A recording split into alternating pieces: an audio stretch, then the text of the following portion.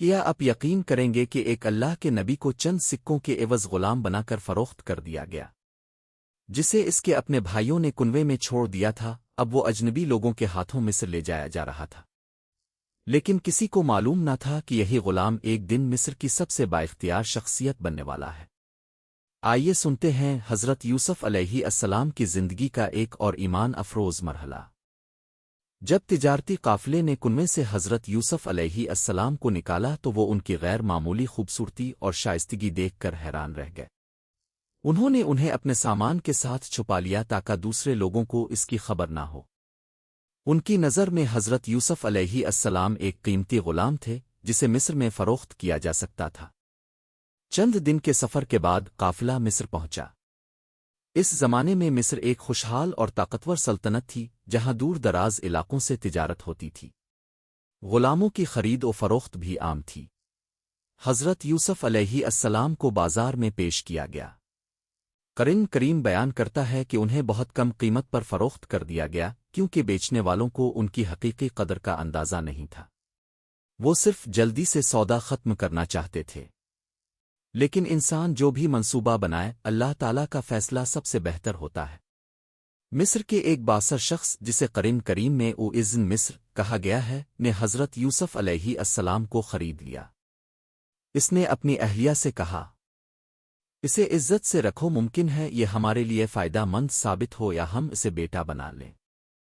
یہ الفاظ اس بات کی علامت تھے کہ اللہ تعالیٰ حضرت یوسف علیہ السلام کے لیے نئی راہیں کھول رہے تھے۔ جو شخص ابھی غلام بنا کر لایا گیا تھا، اب اسے ایک معزز گھر میں جگہ مل رہی تھی۔ حضرت یوسف علیہ السلام نے اس گھر میں رہتے ہوئے بہترین اخلاق، امانت داری اور سچائی کا مظاہرہ کیا۔ ان کا ہر عمل ان کے پاکیزہ کردار کی گواہی دیتا تھا۔ اللہ تعالیٰ نے انہیں صرف حسن ہی نہیں بلکہ علم، حکمت اور صحیح فیصلے کی صلاحیت بھی عطا فرمائی۔ قرآن کریم فرماتا ہے، اور جب وہ اپنی جوانی کو پہنچے تو ہم نے انہیں حکم اور علم عطا فرمایا، اور ہم نیکی کرنے والوں کو اسی طرح بدلا دیتے ہیں۔ سورت یوسف 22۔ حضرت یوسف علیہ السلام کی پاکیزگی اور حسن کردار نے ہر شخص کو متاثر کیا، لیکن اسی دوران ایک نیا امتحان ان کی زندگی میں آنے والا تھا۔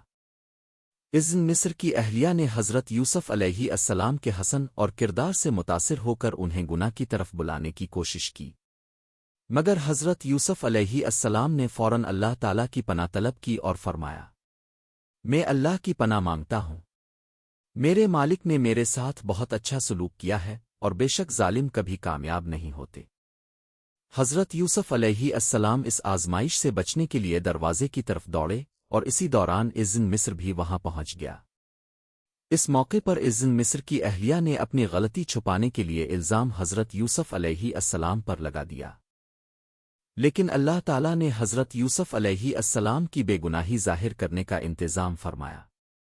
خاندان کے ایک گواہ نے مشورہ دیا کہ قمیص دیکھی جائے، اگر قمیص سامنے سے پھٹی ہو تو الزام درست ہوگا، اور اگر پیچھے سے پھٹی ہو تو حضرت یوسف علیہ السلام سچے ہیں۔ جب قمیص دیکھی گئی تو وہ پیچھے سے پھٹی ہوئی تھی۔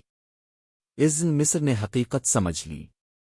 اس نے اپنی بیوی سے کہا کہ اللہ سے معافی مانگو، اور حضرت یوسف علیہ السلام سے کہا کہ اس معاملے کو نظر انداز کریں۔ لیکن آزمائش ابھی ختم نہیں ہوئی تھی۔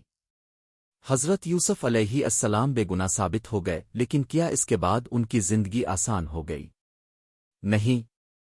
اب ایک ایسا فیصلہ ہونے والا تھا جس نے سب کو حیران کر دیا۔ ایک بے گناہ نبی کو قید خانے میں ڈال دیا گیا۔ آخر ایسا کیوں ہوا؟ یہ حیران کن واقعہ ہم اگلے حصے میں جانیں گے انشاءاللہ۔